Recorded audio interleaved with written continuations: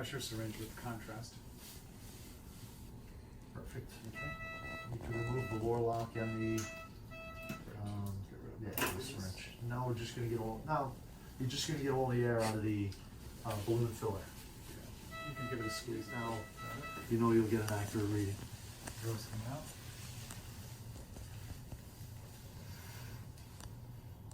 With the drill, if you're in all the way, pull it straight out. If you unscrew it, there's a potential of leaving some of the bone in place of the channel, and it'll create a dam for the balloon, basically. Good point. Okay, can this Pull that off. on here? Yep, pull that right off. Good.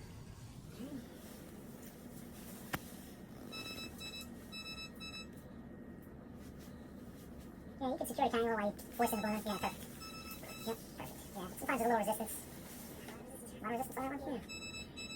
Yeah. It should be a little looped.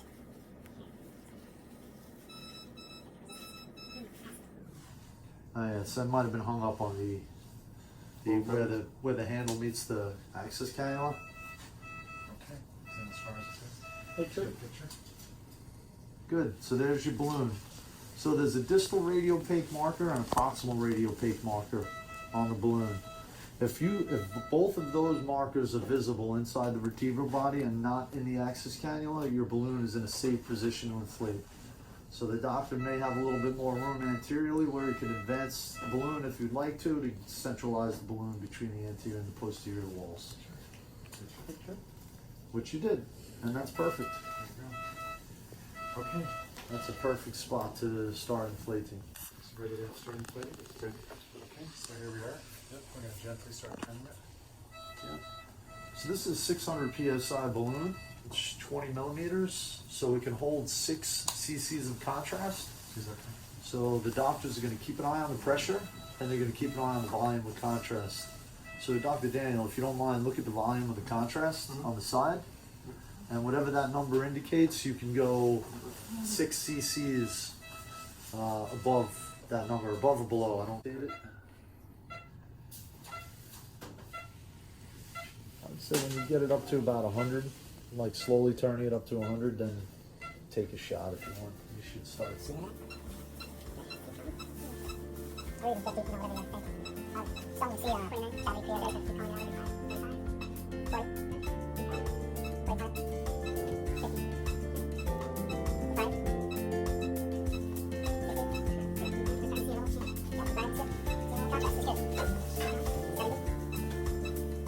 45. 50. 5. So we're actually trying to see, we're just going to keep the pressure low, but sometimes it can be up to 200 before we get contrast to push the bone apart. So 85, 90, we're starting to see a little bit of the balloon come out. Keep going.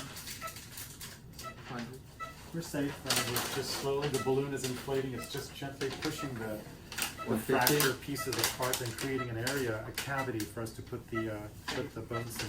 155, Yeah, what you may want to consider now is just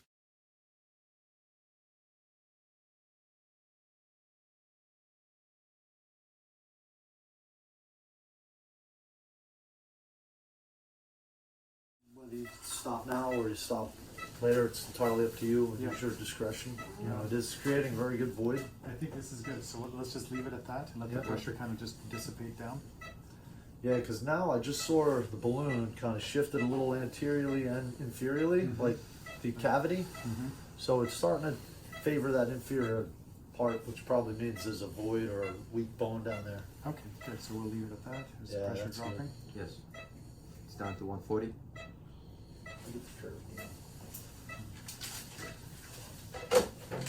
So we'll leave it at that. Let the pressure just kind of drop by itself. Position the curved needle. Good. I'm going to take the pressure down to 0. 120. Coming down. You could do it by squeezing the handle and just pulling it back. You're done inflating, right? Yep. So squeeze the handle. Yep, now pull it straight back. Good, right there. It's good. Okay. So you have 0 pressure. You could take a shot just to make sure Yeah, it's just deflated. I just took it. Oh, thank you. Okay, looks good. It looks good. You can even pull it back a little more, Dr. Daniel. just to put a little negative pressure on it to basically tighten up the balloon. Good. Good. So that should tighten it up. Negative. Good. Good. So you'll get a little drag as you pull it out, Dr. Shaker. Yeah. It's gonna drag a little, but that's perfectly normal. Oh no. Yeah, and then just, you may wanna just put the trocar in while we prep for the curve needle. The trocar, yeah, straight trocar. Just to stop the bleeding. You disrupted all those vessels, that's perfectly normal. The Okay. vertebral bodies are, you guys know better, than I know, extremely vascular. Extremely vascular. Yep. Yeah. So, We put the trocar back in because the bone is very vascular and we're having blood coming back. We're just gonna allow blood to clot a little bit by plugging this. It's perfectly normal. Okay, here's our curve.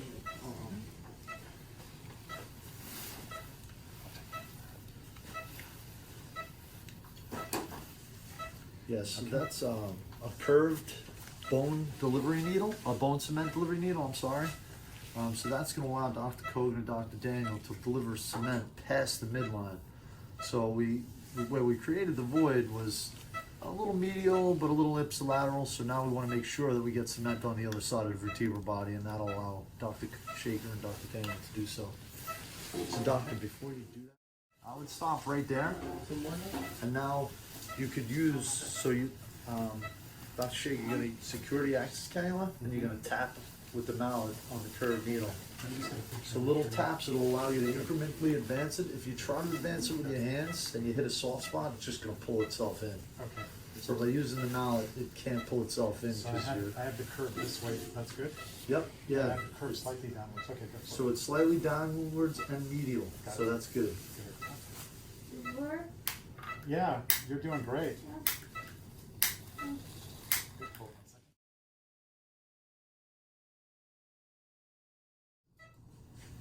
Looking pretty good. Want me to go any further? Excellent. I would say maybe 1 more centimeter or a half a centimeter, whatever you're comfortable with. One more tap. Because you are, once you get it to the position you like, you are going to pull it back about a half a centimeter because you're going to need a little room for the cement to flow out of the curved needle. Did you? Excellent. Yeah, that is excellent. I think we'll leave it at that. Yep. So let's save that picture, please. And if you want to take another look laterally, See, we've crossed the midline, and we're going to run the cement backwards like this. Okay, let's do one more lateral, please. so now we're going to start the cement mixing process. So first thing we're going to do is dump the cement, the powder, the polymer, into the cement barrel.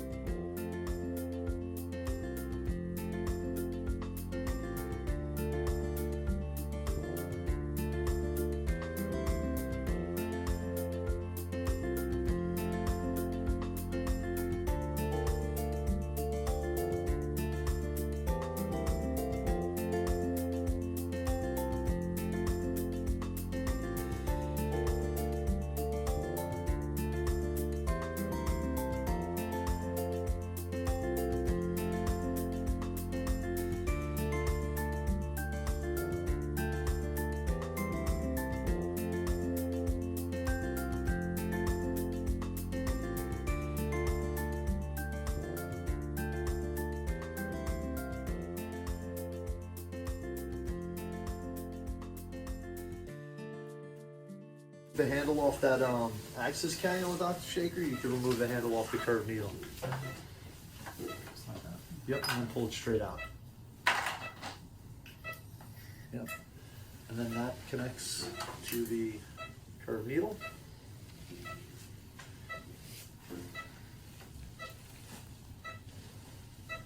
Good, you can make it tight. It doesn't have to be overwhelmingly tight, just snug. And now you can slowly turn. So now we know the cement is at the end of the tube, but it has to go down the curved needle. So I would turn it two half turns. Good, and I would wait a little while. And Dr. Shaker, if you feel resistance, that just means the distal tip of that curved needle is right against the bone and there's no room for the cement to flow. So if you start feeling resistance, then you're gonna wanna back up the curved needle a little bit.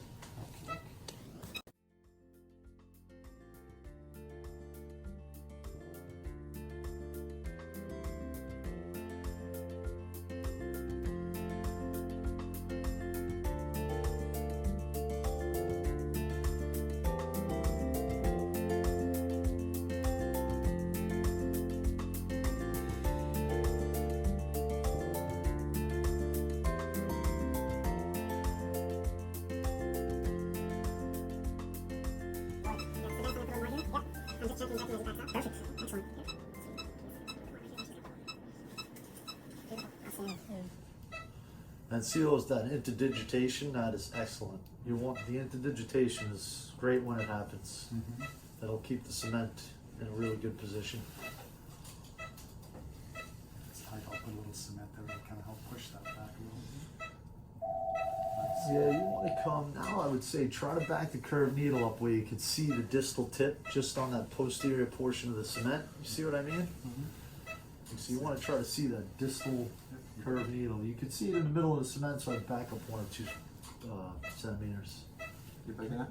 Yep. Backing up. Is it moving? Mm-hmm. We're gonna come back a little more. Yeah, and another good thing to keep the curved needle moving is you don't want it to get comfortable in position because you are injecting cement. Yep. So Hold cement doesn't want to let anything leave. So it's good to keep that needle moving. That looks awesome. I think we're done. Yep. Yeah. I don't think you can get any better than that. Yeah, I wasn't planning to put any in the pedicle coming out. No. Yep. With counterclockwise. Counterclockwise, and then you can disconnect it from the curved needle. So we can see here we have good spread of cement across the entire vertebral body. We're good, so we're not going to try to fill any more. We've taken the pressure off of that. Everything out together. Just the curved needle. So you can disconnect the tube. See that? Yeah, unscrew that.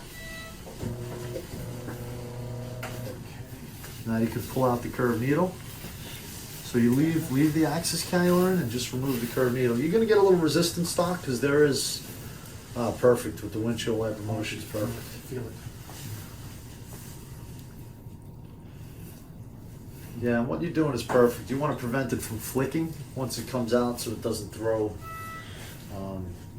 bone or blood. It'll flick once it comes out. So yeah, keeping your hands on it will prevent that from happening. Some people bend it down as they're removing it, and in line with the curve. That's good.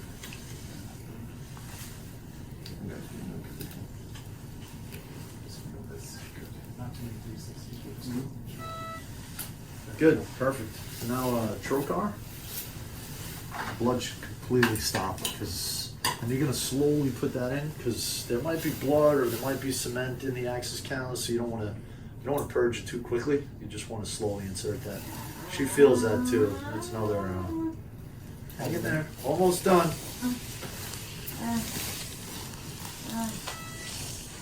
Good. Yeah, you got to push down and just turn it. Oh, perfect. So now lateral for the C-arm, and then you could observe. You want to make sure the distal tip of the axis cannula doesn't drag cement out of the pedicle. It's fine if you're dragging in the pedicle, which is fine, but you want to see daylight between the distal tip and the cement. Take care. Lateral. Yeah, the same thing like the windshield wiper motion, just to detach from the cement.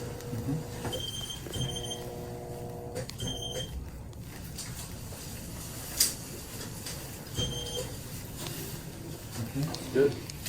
So, coming out. Yep, windshield wiper motion, slowly backing out. You want to take a shot? You're out. All right, that's fine. It's good. There's a little in the pedicle, but that's fine. And you can clearly see the posterior wall, and that stopped right at the posterior Not wall. having any of the framing. Nope, not at all. That's perfect. Great. Plus, also, you're actually looking through the posterior wall a little bit because remember we were 5 degrees over. So if he goes 5 degrees up, Yep. it'll flatten that cement out on posteriorly. Okay.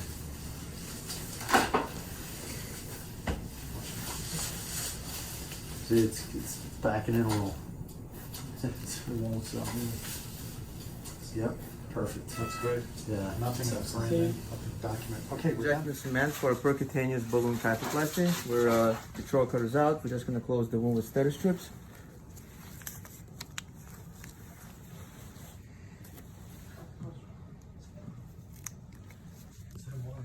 And bring the patient to the recovery room.